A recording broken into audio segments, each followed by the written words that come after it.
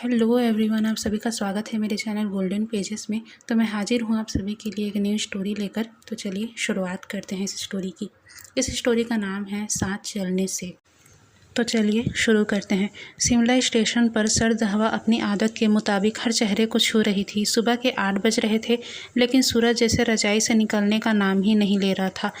बादल पहाड़ियों पर जमे हुए थे और दूर दूर तक कोहरा फैला हुआ था। वहीं प्लेटफॉर्म नंबर 2 पर खड़ा था वी ओशियान, गुलाबी स्कार्फ में लिपटा, हाथों में चमड़े के दस्ताने और आंखों में ढेर सारी उम्मीद लिए। बस कुछ दिन खुद के लिए बिताने हैं, उसने खुद से कहा था। शहर की भाग दौड़ से दूर उसे अब तन्हा और सुकून चाहिए था, जहाँ कोई सवाल ना हो, कोई शोर ना हो, बस शांति और खूबसूरत सफ़र हो। वो अपने आप में गुम था कि तभी एक आवाज़ उसके पास से गुजरी। एक्सक्यूज़ मी, यहाँ बस स्टॉप कहाँ है, क्या आप बता सकते हैं? विंग ने चौंक कर पीछे देखा। सामने एक लंबा, शांत, गहरे रंग की जैकेट पहने लड़का खड़ा था, आंखों में काला चश्मा और गले में डीएसएलआर कैमरा लिए। उसका नाम था लैन वांगजी। हाँ, आगे निकलते ही बाई तरफ रोड पर बसें मिल जाएंगी, विंग ने जवाब दिया। थैंक्स, वांगजी ने मुस्कुराकर कहा और चल दिया। पर वो 2 कदम ही चला था कि विंग ने पूछा, आप भी खुफारी जा रहे हैं क्या? वांगजी पलटा और जवाब दिया, हाँ, वहाँ एक फ़ोटो प्रोजेक्ट पर आया हूँ। एक्साइटेडली विंग हंसा। मैं भी वहीं जा रहा हूँ छुट्टियों पर, विंग ने कहा। और वहीं से इन दोनों में बातों की शुरुआत हो गई। सड़क तक साथ चलने की दूरी में ही वो दोनों मुसाफिर थोड़े अपने से लगे। बस आई, भीड़ कम थी, सीटें खाली थी, लेकिन जाने कैसे दोनों ने एक ही तरफ की 2 खिड़कियों वाली सीट चुन ली थी। विंग खिड़की से बाहर देख रहा था। ये धुंध बहुत प्यारा लग रहा है ना, जैसे कोई अजाई उड़े बैठा हो पहाड़ों पर। तभी वांगजी ने कैमरा उठाया, खिड़की से झांका और क्लिक कर लिया। अब ये पल हमेशा रहेगा, उसने कहा। कैमरा तुम्हारा सबसे अच्छा दोस्त लगता है, विंग ने मुस्कुराकर पूछा। वांगजी ने जवाब दिया, कभी कभी सोचता हूँ लोग भी तस्वीरों की तरह होते तो थम जाते, बदलते नहीं। वांगजी की बातों को सुनकर विंग की आंखें थोड़ी गहरी हो गई। और अगर कुछ पल हमेशा के लिए रह जाएं तो क्या हम आगे बढ़ पाएंगे, विंग ने कहा। वांगजी ने विंग की बातों का कोई जवाब नहीं दिया, बस एक और तस्वीर क्लिक कर ली। इस बार विंग के उस पल को कैद करते हुए दोनों अब अपने कॉटेज पहुंच चुके थे। दोनों का कॉटेज पास पास ही निकला। हंसी आई दोनों को। शायद किसी कहानी की शुरुआत हो रही है, विंग ने कहा। वांगजी ने हंसते हुए कहा, शायद कोई फ़ोटो सीरीज़ की शुरुआत हो रही है। कॉटेज में 2 कमरे थे, 2 बालकनियाँ और एक किचन। पहाड़ी लकड़ी से बना, पूरी तरह से शांत और बर्फ़ से ढका हुआ वो कॉटेज बहुत खूबसूरत था, दिलों को सुकून देने वाला। ये जगह वाकई सुकून देती है, विंग बोला। और अकेलापन, वांगजी ने पूछा। विंग कुछ पल चुप रहा, फिर वो बोला, कभी कभी अकेलापन ज़रूरी होता है, ताकि पता चले हम कौन हैं। वांगजी ने पहली बार उसे गौर से देखा। वो ओमेगा, जिसे देखकर लगता है कि वो सबको हंसा सकता है, अपने भीतर एक गहरी खामोशी लिए फिर रहा था। अब शाम का समय था, बिजली चली गई थी, बर्फबारी बढ़ रही थी। मोमबत्तियों की हल्की रोशनी में कॉटेज का हॉल किसी पुराने ज़माने की कहानी सा लग रहा था। वांगजी ने 2 कप चाय बनाई, स्पेशल पहाड़ी मसाला चाय, उसने कहा। विंग ने चाय की एक सिप ली और कहा, वाह, इसमें तो दिल मिलने वाला स्वाद है। वांगजी हंसा और बोला, तुम हमेशा इतना बोलते हो क्या? और तुम हमेशा इतना कम, विंग ने वांगजी से कहा। दोनों अपनी बातों पर हंस दिए और वो पहली चाय एक रिश्ता बन गई। रात गहराती रही, बाहर बर्फ़ गिरती रही और अंदर 2 अजनबी मुसाफिरों के बीच कुछ बनता रहा। एक विश्वास, एक दोस्ती और शायद उससे थोड़ा ज़्यादा। विंग ने अपने कॉटेज के अंदर जाते जाते वांगजी से पूछा, कल सुबह ट्रैकिंग पे चले? वांगजी ने कहा, हाँ, साथ चलने से सफ़र आसान लगता है।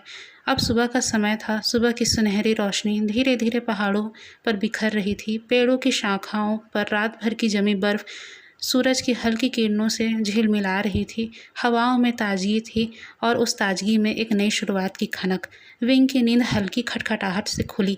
दरवाजे के बाहर से वांगजी की आवाज़ आई, अगर सूरज से पहले नहीं उठोगे तो बर्फ़ की सैर का मज़ा मिस कर दोगे। विंग ने मुस्कुराते हुए जवाब दिया, बस 5 मिनट, और यहाँ की नींद इतनी मीठी है कि पता ही नहीं चला कि कब रात ढली और सवेरा हो गया। पर ट्रैकिंग तुम्हारे मीठे सपनों से ज़्यादा खूबसूरत है, वांगजी ने हल्के अंदाज में कहा। 15 मिनट बाद दोनों तैयार थे, गर्म कपड़ों में पैक होकर, हाथों में ग्लव्स और दिलों में नए उत्साह लिए। विंग और वांगजी छोटी सी पगडंडियों से ऊपर पहाड़ी की ओर बढ़ने लगे। चारों तरफ सफ़ेद चादर सी बर्फ फैली थी। हर कदम पर उनके कदमों के ताजे निशान बनते जा रहे थे। कई मिनट तक दोनों चुप रहे। हवा के सिवा कोई आवाज़ नहीं थी। फिर विंग ने पूछा, तुम हमेशा अकेले ट्रैकिंग करते हो?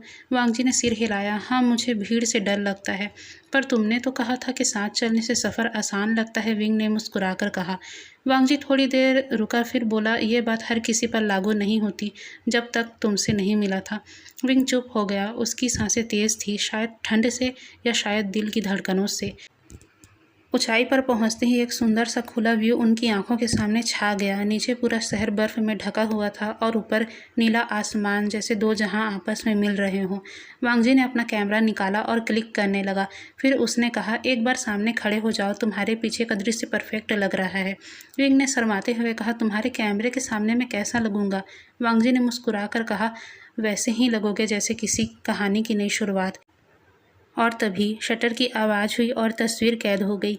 विंग की मुस्कान, आसमान की नीली चुप्पी और दिल के बीच का एक अनकहा पल। रास्ते में उनको एक लकड़ी का छोटा सा झोपड़ी नुमा चाय की दुकान मिली, जहाँ गर्म अदरक की चाय मिल रही थी। दोनों वहीं बैठ गए। ये जगह बहुत अलग है, विंग ने चाय का कप हाथ में लेते हुए कहा। इसलिए मैं यहाँ आता हूँ। यहाँ आवाज़ें नहीं, सिर्फ एहसास होते हैं, वांगजी ने जवाब दिया। तुम बहुत कम बोलते हो वांगजी, विंग ने हंसते हुए कहा, पर जब बोलते हो सीधे दिल में उतरते हो। वांगजी ने उसकी तरफ देखा, कुछ कहना चाहा पर रुक गया। एक अनकहा पल उन दोनों के बीच पनप रहा था। लौटते वक्त रास्ते थोड़े फिसलन भरे थे। विंग अचानक फिसला और गिरते गिरते वांगजी ने उसका हाथ थाम लिया। पल भर को सब रुक सा गया। जब उन दोनों ने एक दूसरे का स्पर्श महसूस किया, अब वहाँ सिर्फ उनकी सांसें थी और उन सांसों के बीच का मौन। वांगजी का हाथ अब भी विंग की हथेली में था। विंग की आंखों में हल्का डर था, लेकिन उसके नीचे कहीं एक सुकून भी था। तुम हमेशा पकड़ लोगे ना मुझे, विंग ने धीमी आवाज़ में कहा। वांगजी ने कहा, अगर तुम साथ चलते रहो तो मैं कभी तुम्हें जाने नहीं दूंगा। वापसी के बाद रात को कॉटेज की बालकनी में दोनों साथ बैठे थे। आसमान में तारे थे और उन दोनों के बीच हल्की खामोशी। कभी सोचा था किसी अजनबी के साथ कुछ दिन ऐसे बिता सकते हो? विंग ने पूछा। नहीं, पर शायद कुछ रिश्ते अजनबी होकर भी अपने लगते हैं, वांगजी ने जवाब दिया। फिर उन दोनों के बीच थोड़ी देर चुप्पी छाई रही और विंग ने धीरे से कहा, मुझे डर लगने लगा है इस सफ़र के ख़त्म होने से। वांगजी ने उसकी ओर देखा। तुम चलते रहो, मैं तुम्हारे साथ चलता रहूँगा, वांगजी ने कहा। दोनों की नज़रें टकराई। उन नज़रों में बातें थी जो वो दोनों अपनी जुबान से कह नहीं पा रहे थे। तीसरे दिन सुबह सूरज कुछ ज़्यादा ही तेज़ था। बादलों की चादर हट चुकी थी और धूप बर्फ पर पड़कर एक चमक पैदा कर रही थी, जैसे जिंदगी खुद रोशनी की तरह वापस लौट आई हो। वहीं कॉफ़ी कप लिए विंग बालकनी में खड़ा था। वांगजी नीचे लॉन में कैमरा सेट कर रहा था। तुम्हें हर सुबह नहीं लगती है? वांगजी ने ऊपर देखते हुए पूछा। हाँ, विंग मुस्कुराया। जैसे हर सुबह दुनिया कहती है, फिर से जी ले, जो कल नहीं कह पाया आज कह दे। विंग के जवाब पर वांगजी थोड़ी देर उसकी ओर देखता रहा, फिर कैमरा बंद किया और सीढ़ियों से ऊपर चला गया। उसी दिन दोपहर को दोनों पास के एक पुराने मंदिर की ओर निकले। रास्ता घना था, जंगल की हल्की सरसराहट और पुराने पत्थरों से बने ट्रैक। तुम हर बार अकेले सफ़र करते हो, कभी कोई साथ नहीं रहा? विंग ने पूछा। वांगजी कुछ देर चुप रहा, फिर विंग के तरफ बिना देखे जवाब दिया, रहा था एक बार, पर जब सबसे ज़्यादा ज़रूरत थी वो साथ छोड़कर चला गया। विंग की चाल थोड़ी धीमी हो गई। उसने महसूस किया ये ज़ख्म अभी भरे नहीं हैं। कौन था वो? विंग ने धीरे से पूछा। मेरा बड़ा भाई, वांगजी ने जवाब दिया। वांगजी ने रुककर पत्थर पर बैठते हुए कहना शुरू किया। हम दोनों साथ बड़े हुए, एक दूसरे के बेस्ट फ्रेंड थे। मेरा कैमरा और उसका गिटार। हम दोनों दुनिया से अलग थे, लेकिन एक दिन अचानक सब कुछ बदल गया। बिजनेस में कुछ घाटा हुआ और उसने मुझसे पैसे लिए मेरे नाम पर, और मैं सब कुछ गंवा बैठा, नौकरी, इज्जत और उसका भरोसा। विंग चुपचाप उसकी बात सुनता रहा। उसी दिन से मैंने तय किया कि अब किसी पर पूरी तरह भरोसा नहीं करूँगा। विंग ने धीरे से उसका हाथ थामा। मैं तुम्हारी तरह नहीं हूँ, पर मैं भी टूटा हुआ हूँ वांगजी।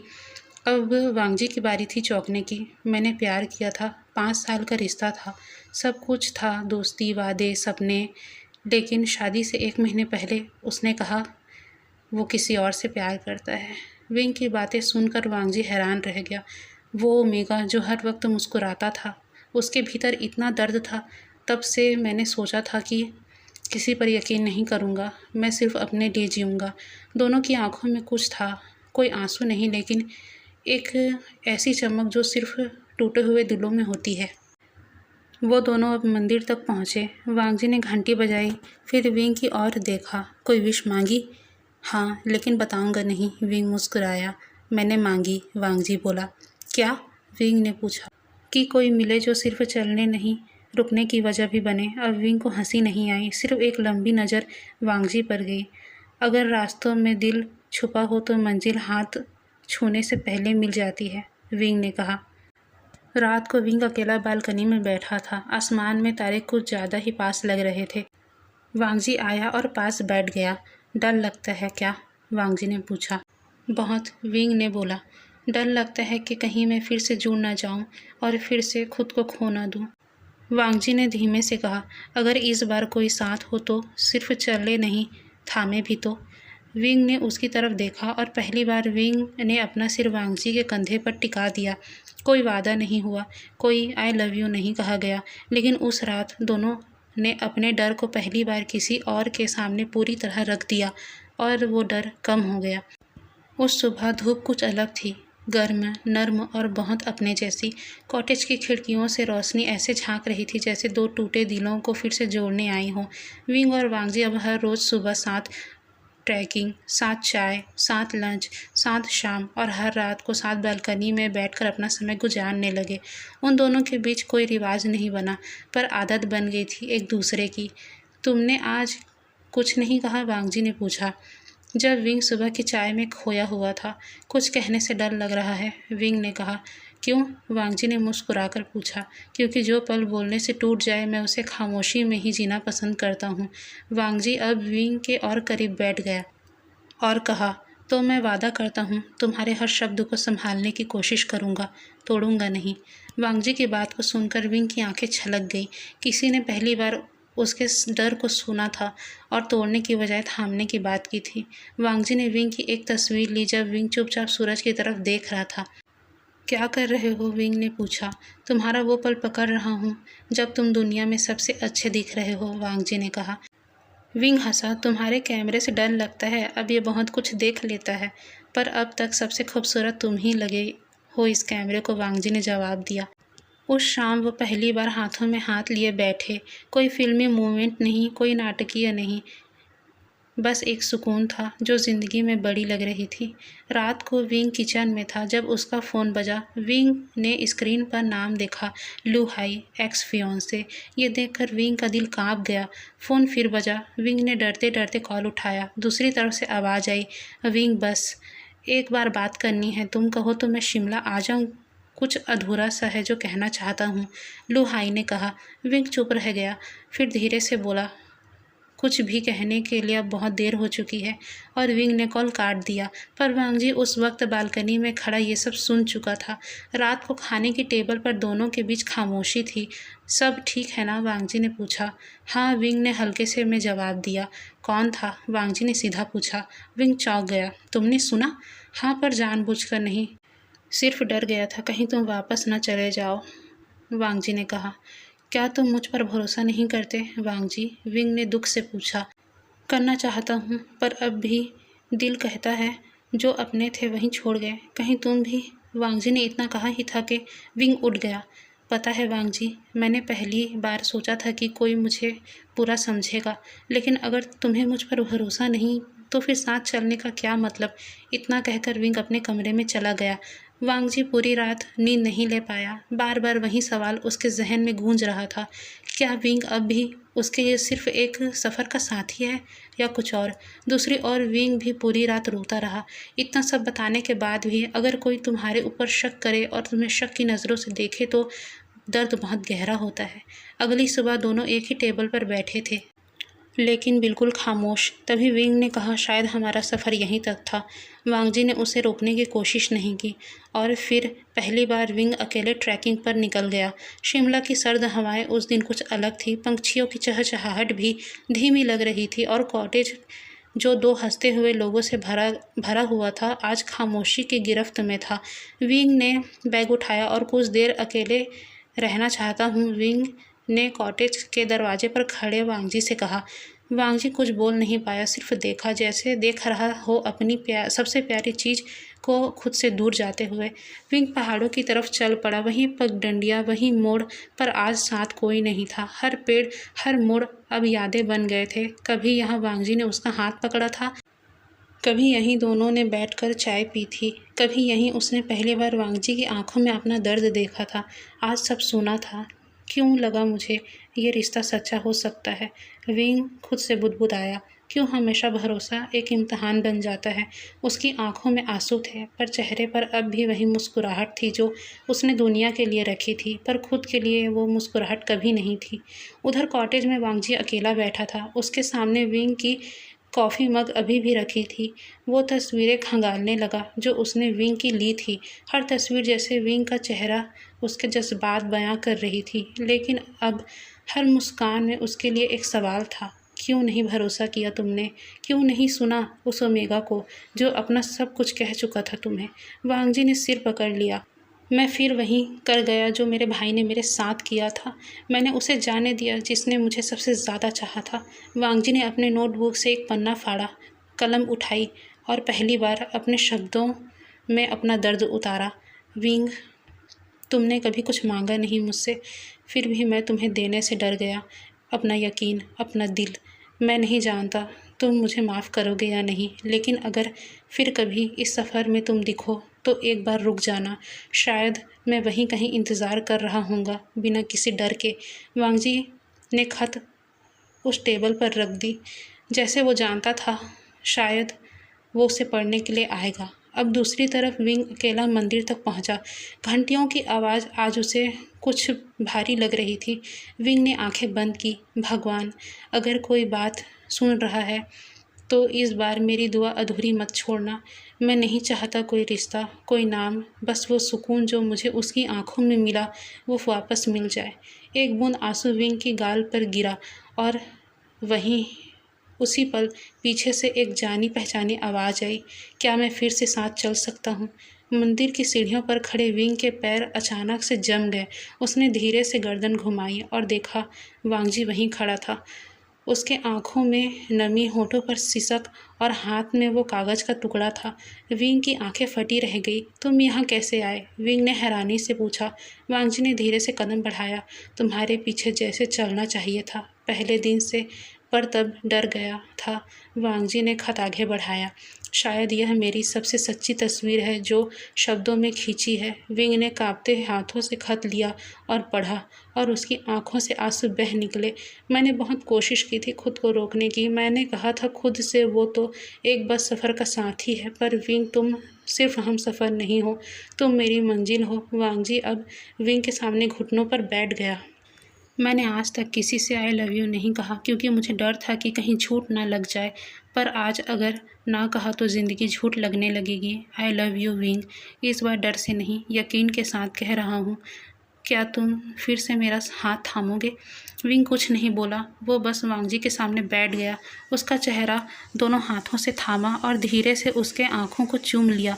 प्यार में शब्द कम पड़ जाते हैं वांगजी, और मुझे बस तुम्हारे साथ चलना है हमेशा। वांगजी ने उसका माथा चूमा। दोनों कुछ देर एक दूसरे की बाहों में बैठे रहे। कोई शोर नहीं था, कोई दुनिया नहीं, बस एक एहसास था कि अब सब पूरा लग रहा है।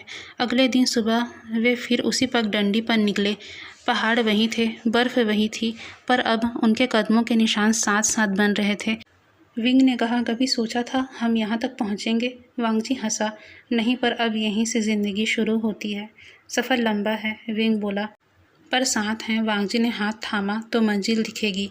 इस बार वांगजी ने कैमरा ट्राइपॉड पर रखा, टाइमर लगाया और विंग का हाथ पकड़कर बर्फ़ में खड़ा हो गया। कैमरा क्लिक हुआ। एक तस्वीर, दो मुसाफिर एक साथ, एक राह पर, ज़िंदगी की खूबसूरत मोड़ पर। अब वो दोनों साथ थे, एक दूसरे के लिए। अब वो दोनों अपनी ज़िंदगी में साथ चलेंगे।